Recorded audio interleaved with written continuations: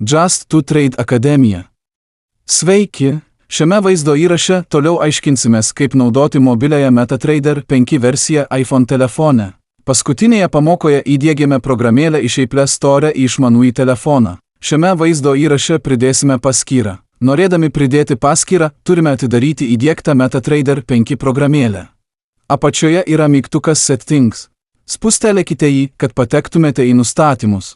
Po to spustelėkite mygtuką New Account, kad sukurtumėte naują paskyrą. Pasirinkite Just to Trade serverį. Jei norimo serverio nėra, jį galite rasti naudodami paiešką. Įveskite pavadinimą anglų kalbą ir pasirodžiusiame sąraše pasirinkite Just to Trade. Pirmyn. Šiame puslapyje įveskite savo prisijungimo vardą ir slaptažodį, kuriuos galite matyti savo asmeninėje paskyroje. Po to pateksite į savo paskyrą. Tolesnėse pamokose toliau nagrinėsime MetaTrader 5 programėlės veikimo mobiliajame telefone principus.